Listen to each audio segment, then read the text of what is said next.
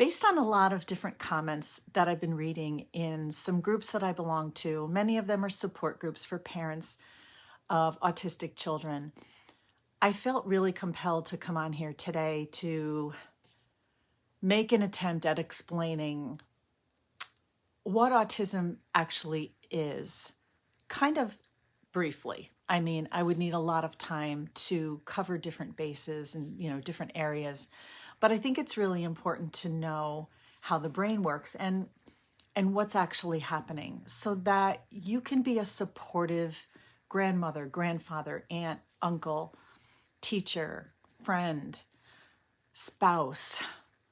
Autism affects the way the brain processes and interprets information, no matter what's going on, which means that the brain is working differently from what we might expect.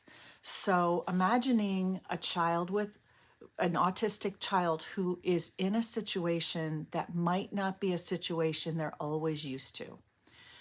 They may not be fully equipped with how to cope with certain situations. They don't have the language to be able to express what they're feeling. So I want you to imagine a brain that experiences the world on a high volume setting. Sounds, lights, textures, even emotions that they're not completely in touch with can feel so intense. Try to imagine a situation maybe that you've been in the past and you're more regulated and you feel almost like you're having, have you ever had like this out-of-body experience or an experience that you just don't know how to even begin to handle?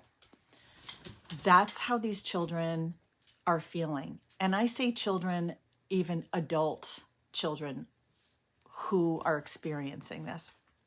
Now, because of this, they're going to have strong reactions, or they're going to rely on certain routines or repetitive behaviors that they have in order to feel safe, in order to feel more in control. Their brain also impacts how they're going to communicate and connect with others. So it's not just finding language to be able to communicate their feelings, language that they don't have. It's not like they can go into a language bank automatically, especially our younger ones, and be able to come up with words or come up with signs, gestures, ways of being able to explain how they're feeling, much less even to know, oh, it's time for me to communicate how I'm feeling. Oh, it's time for me to communicate what I need or want. That connection isn't there. It's something that they have to learn. It's something that has to be taught. They also have a lack of being able to just connect with others, not just connect with mom or dad or someone that they're used to trying to express their feelings to. They have that lack of knowing that it's time to connect. So I want you to imagine some things that seem so easy for us, like making eye contact when we're communicating with someone, or just automatically expressing our feelings with words. Sometimes we go and express our feelings with words, and we often don't use the right words. Sometimes we have lack of self-control. Sometimes we have outbursts, right? Sometimes we need to count to 10 before we open our mouths, right? We open our mouth and insert our foot all the time. Who doesn't do that? They need to take extra effort, extra energy to be able to not only do that, to not only perform that action that we do so automatically. It's not that they're not even interested in connecting. It's that they're processing social cues differently. And because of that, they don't know where to grab those abilities that we have to be able to even show them, and demonstrate that to us. So the most important thing to remember is that they're not trying to be difficult. They're not trying to be different. They're just experiencing and reacting to the world we all live in their own unique way. So when you see a parent struggling and you're within that household and you're at a family gathering, holidays are coming up. Hopefully you'll be together. Hopefully it's not something that is completely avoided. But when you're together and you're present, try to have more patience and understanding and love, not only for the parent that is dealing with the child with autism, but also for the child, for the autistic person.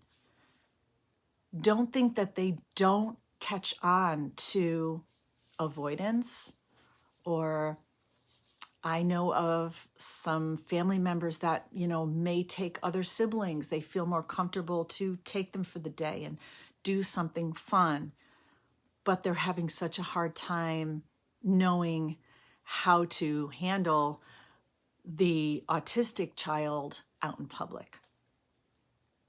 The next time you see a parent trying to cope with the behaviors of an autistic child in public, maybe stop and think about understanding the world that this child is in, and therefore the world that this family has had to try to join them in. It's not easy. Parenting is, as we always say, is the most difficult job in the world.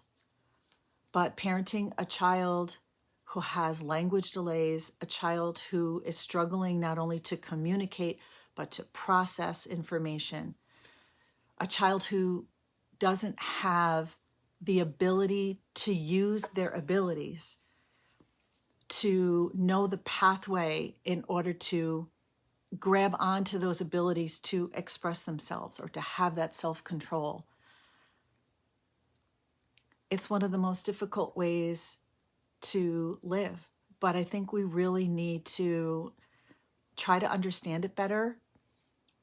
If you're a family member who wants to be able to help and you just don't know how, instead of avoidance, ask the mom or the dad. Say, I want to be able to understand it. I want to be able to help. I want to be able to love him. I want to be able to love her, and express that. And tell them that you need a little bit of help with that. You need a little bit of guidance with that. It will go such a long way. I hope this is helpful, and I hope that if it is, that you like this video and let me know what you might need more of. And I really hope you have a blessed day.